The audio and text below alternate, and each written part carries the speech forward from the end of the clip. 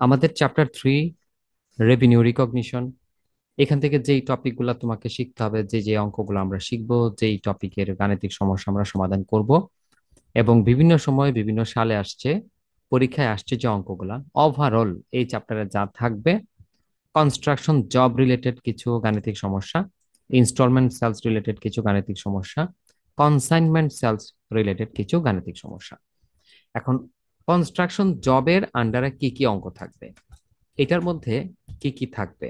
এ এ হচ্ছে revenue. Revenue recognition মানে হচ্ছে রেভিনিউ নির্ধারণ করা, বের করা, মানে আয় নির্ধারণ করতে হবে, এটা করা লাগবে। বি, তোমাকে জার্নাল করতে হবে।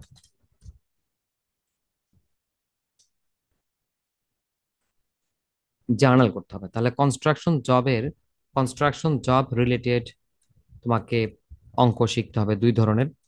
একটা হচ্ছে তোমাকে কি করা লাগবে, রেভিনিউ রিকগনিশন করতে হবে, মানে আয় নির্ধারণ করে দিতে হবে। আর বি হচ্ছে জার্নাল এন্ট্রি করতে হবে, জার্নাল এন্ট্রি। এবার আসো, আমি ইনস্টলমেন্ট সেলসে কি করতে হবে। ইনস্টলমেন্ট সেলসেও সেম, তোমাকে দুই ধরনের কাজ করতে হবে। এক হচ্ছে তোমাকে রেভিনিউ রিকগনিশন করতে হবে, দুই জার্নাল করতে হবে। কনসাইনমেন্টে তোমাকে কি করতে হবে, কনসাইনমেন্ট সিস্টেমেও তোমাকে দুইটা কাজ করতে হবে। এক হচ্ছে এই মেথডে তোমাকে রেভিনিউ রিকগনিশন করতে হবে এবং জার্নাল করতে হবে। তার মানে একটা ব্যাপার তুমি পরিষ্কার, এই চ্যাপ্টারের নাম, অ্যাডভান্স অ্যাকাউন্টিং এর এই চ্যাপ্টারের নাম কি? এই চ্যাপ্টারের নাম হচ্ছে রেভিনিউ রিকগনিশন। তার মানে তোমাকে আয় নির্ধারণ করতেই হবে, আয় সুনির্দিষ্ট করতে হবে। রেভিনিউ রিকগনিশনের মূল উদ্দেশ্য হচ্ছে রেভিনিউ তোমার কনফার্ম করা, রেভিনিউ বের করা। সেই জন্য তোমাকে কিছু গাণিতিক সমস্যা দিবে কনস্ট্রাকশন জব রিলেটেড, তোমাকে রেভিনিউ রিকগনিশন করতে হবে, জার্নাল এন্ট্রি করতে হবে। কিছু গাণিতিক সমস্যা আছে ইনস্টলমেন্ট সেলস রিলেটেড, সেখান থেকে রেভিনিউ রিকগনিশন করবো আমরা, জার্নাল এন্ট্রি করব। কিছু গাণিতিক সমস্যা কনসাইনমেন্ট সেলস রিলেটেড, সেখান থেকে আমরা রেভিনিউ রিকগনিশন করব এবং জার্নাল করব। তবে যদি কোনো গাণিতিক সমস্যায় পরীক্ষায় একটি রিকোয়ারমেন্ট থাকে, তবে সেটা বি পার্টে হবে। যদি একটি রিকোয়ারমেন্ট দেয় তাহলে বি পার্টের অঙ্ক হবে, আর যখন দুটি রিকোয়ারমেন্ট দিবে তখন সি পার্টের অঙ্ক হবে। তো বি পার্টে আমরা শুধু জার্নাল দেখেছি, শুধু আয় বের করা দেখেছি, যদি একটা রিকোয়ারমেন্ট থাকে বি পার্টের, আর যদি দুটি রিকোয়ারমেন্ট থাকে সি পার্টের। আমি আজকে সহ নেক্সট আরো দুটি ক্লাস, মানে মোট তিনটি ক্লাসে, প্রথম ক্লাসে আমরা কনস্ট্রাকশন জব রিলেটেড অঙ্কের রেভিনিউ বের করব, জার্নাল বের করব। সেকেন্ড ক্লাসে আমরা ইনস্টলমেন্ট সেলসের রেভিনিউ বের করব, দেন জার্নাল বের করব। তারপরের ক্লাসে কনসাইনমেন্ট সেলসের রেভিনিউ বের করব এবং জার্নাল বের করব। ঠিক আছে? তো আজকে আমাদের সাথে এখন পর্যন্ত যারা জয়েন্ট আছো, তোমরা যদি পুরো ক্লাসটা আমার সাথে থাকো, যতটুকু সময় নিবে, আমরা শিখে ফেলতে পারবো কনস্ট্রাকশন জব রিলেটেড সকল গাণিতিক সমস্যা। আমরা শিখবো রেভিনিউ কিভাবে রিকগনিশন করতে হবে, রেভিনিউ কিভাবে, আয় কিভাবে নির্ধারণ করতে হবে, এবং জার্নাল এন্ট্রি কি কি দেওয়া লাগবে, কয়টা দেওয়া লাগবে।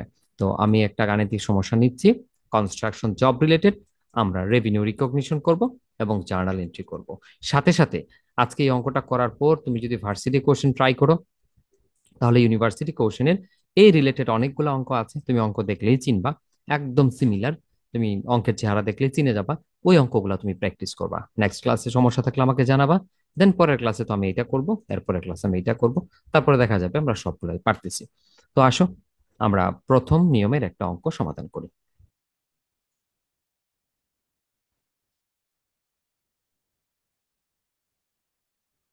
আমাদের প্রবলেম 1, ডিউরিং 2022, চলতি 2022, ABC company started a construction job with a contract price of টাকা 16 লাখ। চলতি 2022 সালে এবিসি কোম্পানি স্টার্ট করছে একটা কনস্ট্রাকশন জব, একটা কাজ শুরু করেছে, উইথ এ কন্ট্রাক্ট প্রাইস, তারা সেইটা কন্ট্রাক্ট নিয়েছে 16 লক্ষ টাকায়। The job was completed in 2024। আমাদের এই কাজটা শেষ করে দিতে হবে 2024-এর মধ্যে। আমরা কাজটা নিয়েছি 22-এ, তাহলে 22-এ কাজ করতে পারবো, 23-এ কাজ করতে পারবো, 24-এ শেষ করতে হবে, 3 বছর। The following information is available, আমাদের কাছে এই তথ্যগুলো ছিল। কি কি ছিল দেখো, পার্টিকুলার বিবরণী 2022, 23, 24, 3 বছরের ইনফরমেশন দেওয়া আছে।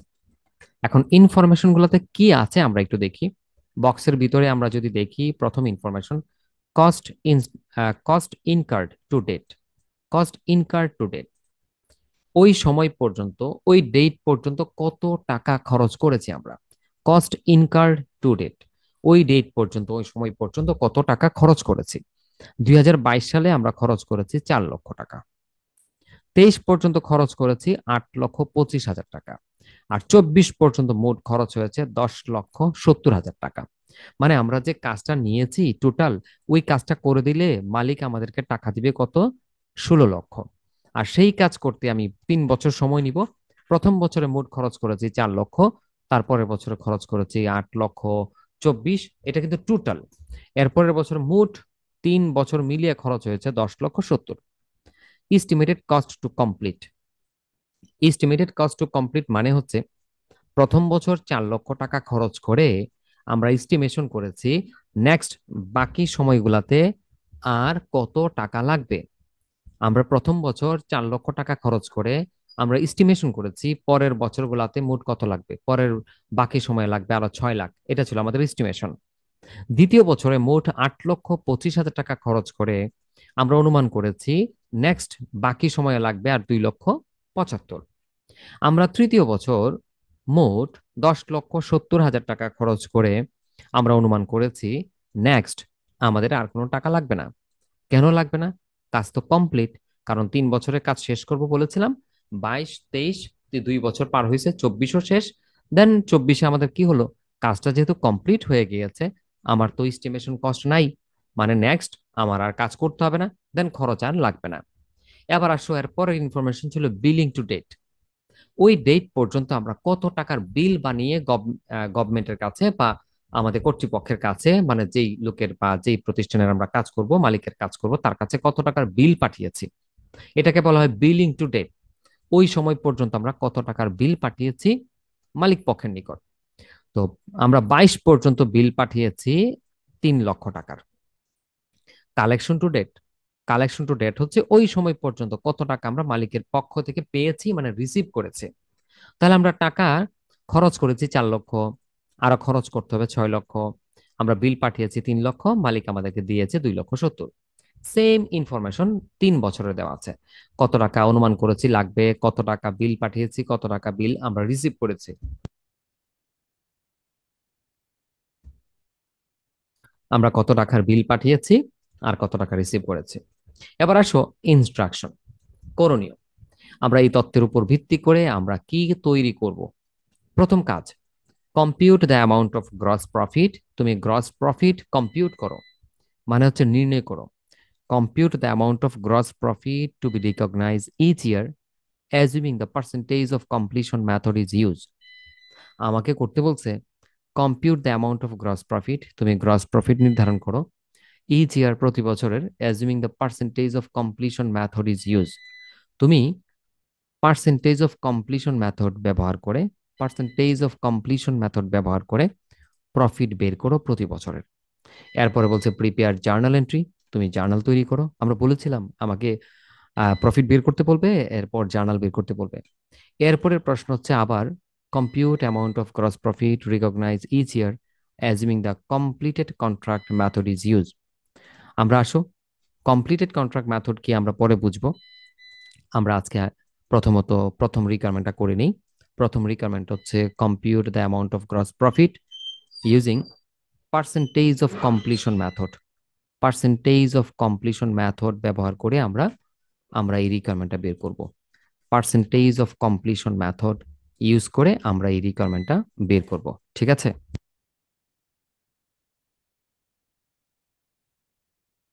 পার্সেন্টেজ অফ কমপ্লিশন মেথড ব্যবহার করে আমরা কি বের করব, আমরা বের করব অ্যামাউন্ট অফ গ্রস প্রফিট।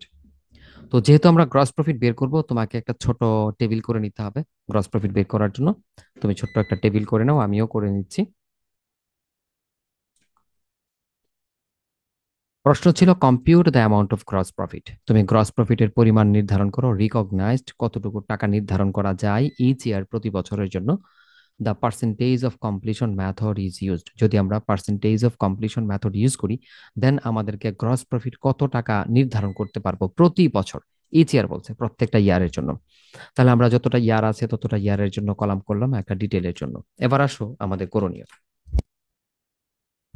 এবং আমরা প্রশ্নটা উপরে লিখে নিয়েছি আমরা কি করছি, calculation of gross profit recognise each year. প্রথম কাজই হচ্ছে আমরা লিখব কন্ট্রাক্ট প্রাইস। অঙ্কে এটা সবসময় দেওয়া থাকবে, এটা নিচে বের করার কোনো সুযোগ নাই, অঙ্কে থাকবে। এই যে দেখো কন্ট্রাক্ট প্রাইস, এটা আজকে উপরে আছে, সবসময় উপরে থাকবে এমন না, কখনো মাঝখানে কখনো নিচে, কোনো এক জায়গায় প্রশ্নে দেওয়া থাকবে টোটাল কন্ট্রাক্ট প্রাইসটা কত। তো আমরা প্রথমে এখানে লিখব কন্ট্রাক্ট প্রাইস। তুমি লিখে ফেলো বক্সের ভিতরে contract price. Contract contract price 16 লক্ষ টাকা ছিল। তুমি প্রতিটা কলামে 16 লক্ষ টাকা বসিয়ে দাও, প্রতিটা কলামে তুমি 16 লক্ষ টাকা বসাও।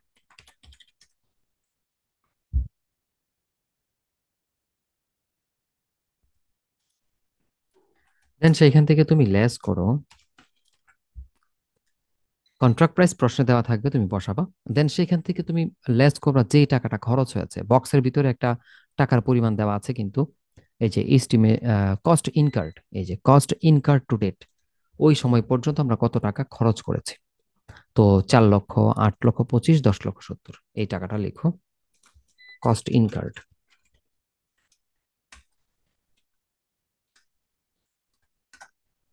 কস্ট ইনকার্ড হচ্ছে প্রথমটা 4 লক্ষ, যেহেতু মাইনাসের আমি ব্র্যাকেট দিয়ে বসাবো, ঠিক আছে তুমিও বসাও। 4 লক্ষ, 8 লক্ষ 25,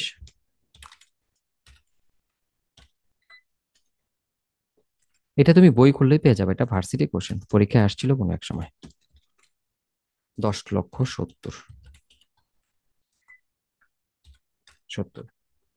লেসের পরে তোমাকে আরো একটা আইটেম লিখতে হবে, আরো একটা আইটেম। অঙ্কে দেখো আমরা 4 লক্ষ টাকা খরচ করেছি সত্যি, বলছে এস্টিমেশন কস্ট আরো লাগবে 6 লক্ষ, ওইটাও বসাইতে হবে। ওইটার নাম হচ্ছে এস্টিমেশন কস্ট। এস্টিমেশন কস্টও আমরা নিচে বসাবো।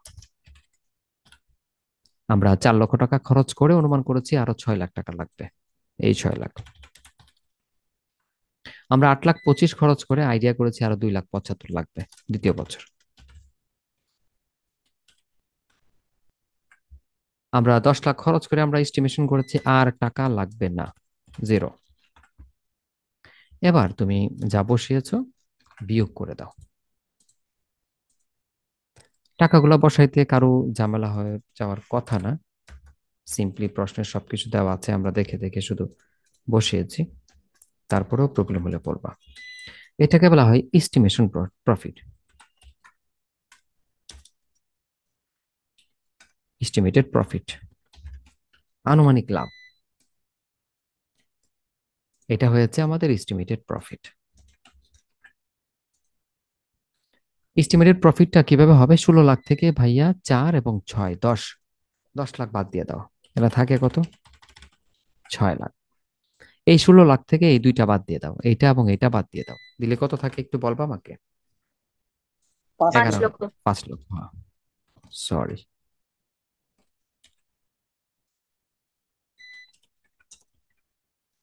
5 লক্ষ। এখানে একটু বলবা লাস্টেটা কত থাকে। 5,30,000। 5,30,000। এবার তুমি এটাকে দাগ টেনে ক্লোজ করে দাও, এটার আপাতত আমাদের আর কোনো প্রয়োজন নেই, ক্লোজ করে দাও, আপাতত আমাদের প্রয়োজন নেই। এবার বক্সের ভিতরে তোমাকে লিখতে হবে, ভাইয়া এখানে লিখো percentage of completion. Percentage of completion, কত পার্সেন্ট কাজ কমপ্লিট হয়েছে এটা বের করব। পার্সেন্টেজ অফ কমপ্লিশন বের করবো আমরা। কমপ্লিশন বের করার রোল হচ্ছে যেই খরচটা অলরেডি আমরা করে ফেলছি, এই যে 4 লক্ষ টাকা কিন্তু অলরেডি ডান, কস্ট ইনকার্ড, এটা উপরে। আর যেটা হয়েছে এবং যেটা হবে মিলে টোটাল যেটা হয় এটা নিচে। ভাগ করে 100 দিয়ে গুণ করে দেখো কত পার্সেন্ট হয়, মেবি 40% হয়ে যাওয়ার কথা। সিমিলার ভাবে তুমি এটার কাজ করো, এটার তুমি দেখো মোট কত হয়, 8 লক্ষ 25 এবং 2 লক্ষ 75 মিলে 11 লক্ষ হয়। তাহলে নিচে যাবে 11 লক্ষ, তাহলে উপরে যাবে কত? 8,25,000। উপরে বসবে 8,25,000। এবার পার্সেন্ট করো তো কত হয় দেখি। এটা হয় 75%। ওকে, সবার শেষেরটায় মোট খরচ 10,70,000, তাহলে নিচে 10,70,000। উপরে কস্ট ইনকার্ডও 10,70,000, 10,70,000। দেন এটা হয়ে যায় 100%, এটা হয়ে যায় 100। আচ্ছা, এতটুকু সবার হয়েছে কিনা আমাকে একটু জানাও। একটা দাগ টেনে পুরো বক্সটাকে ক্লোজ করে দাও। আপাতত এটা আমাদের আর দরকার নেই। এবারে কাজটা খুব সহজ। এবার তুমি লিখো গ্রস প্রফিট। লিখে দেখো প্রথম প্রফিট পার্সেন্ট কত ভাই? প্রথম প্রফিট পার্সেন্ট কত? 40%। প্রফিট কত ছিল? 6 লাখ।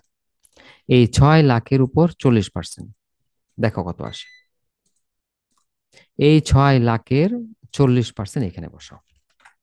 দ্বিতীয়টা দেখো নৌফেল, 5 লক্ষ, আর তার পার্সেন্ট কত? 75। তো 5 লাখের 75% বসাও তো এই করে। তারপর 5,30,000-এর 100%, 5,30,000-ই হবে। এবার এই প্রফিটটা থেকে আমরা মাইনাস করব, এখান থেকে আমরা লাস্ট ইয়ার প্রফিটটা মাইনাস করব। এখন তোমার প্রশ্ন হবে লাস্ট ইয়ার প্রফিট কি? লাস্ট ইয়ার প্রফিট হচ্ছে চলতি বছর 2022, চলতি বছর 2022, তার আগের যদি কোনো প্রফিট থাকে সেটা। তো তার আগে 21-এর কোনো ইনফরমেশন আমাদের নাই, তো তাহলে 0 0। এবার এখানে আসো, তুমি বলো 22 সাল তো শেষ, 23 সালে আইসা যদি বলো গত বছরের প্রফিট কত, তাহলে কত? 2,40,000 না? 2,40,000। এবার 24 আইসা তুমি কাকে প্রফিট বলবা? লাস্ট ইয়ার প্রফিট কত? 2,40,000 নাকি 3,75,000? বলো তো আমাকে। 3,75,000, হ্যাঁ। তাহলে এইগুলা বাদ দিয়ে দাও এখান থেকে। এখন এগুলা বাদ দিয়ে দাও। বাদ দিয়ে দিলে যেই প্রফিটটা দাঁড়াবে এইটাকে বলা হয় গ্রস প্রফিট রিকগনাইজড। এইটাকে বলা হচ্ছে গ্রস প্রফিট রিকগনাইজড। আমরা এখন যেটা বের করতে পারছি, এখন তোমার যে আনসারটা আসছে, প্রথমটা 2,40,000, 1,35,000, 1,55,000, গ্রস প্রফিট রিকগনাইজড, এটা হচ্ছে তোমার আনসার, ঠিক আছে? এবং এইটা যদি শুধু এতটুকু যদি আসে বি পার্ট, আর সাথে যদি পরের রিকোয়ারমেন্ট জার্নাল বা অন্য কিছু আসে তাহলে সি পার্ট। তবে এটা বেশিরভাগ সময় সি পার্টে আসে। 10 নম্বরের জন্য আমরা একটা পার্ট করেছি, আমরা সেকেন্ড পার্টে যাব যদি এই পর্যন্ত কারো কোনো প্রশ্ন না থাকে। তোমার যদি কোনো প্রশ্ন থাকে বলে নাও। অ্যাকচুয়ালি তোমাকে প্রথম যে জার্নালটা করতে হবে, ও হ্যাঁ মজার ব্যাপার, জার্নাল করার সময় ডেটের জন্য যে কলামটা রাখবা, ডেটে তুমি কিছুই লিখতে পারবা না। কারণ হচ্ছে ডেটে শুধু একটা সাল লিখতে পারবা, এইটা 2023, আর কিচ্ছু লেখা যাবে না। কারণ অঙ্কের দেখো কোনো ঘটনার কোনো তারিখ নেই, কোন তারিখে কোন ঘটনাটা ঘটেছিল এরকম কোনো রেকর্ড ইনফরমেশন নাই। সো তুমি শুধু 23 লিখে তুমি বাকি জার্নালগুলো করে ফেলবা, এবং প্রতিটা অঙ্ক এমনই হয়। তো আমরা সিরিয়াল নাম্বার দিয়ে যাই। প্রথমেই তুমি ডেটে করে এ লিখতে পারো, এ লিখতে পারো, লিখে তো আমাদের প্রথম জার্নালটা হবে ভাইয়া যত টাকা আমরা খরচ করেছি শুধু ওইটা। প্রথম যাবে তার হচ্ছে construction process debit, material, cash, payable, credit.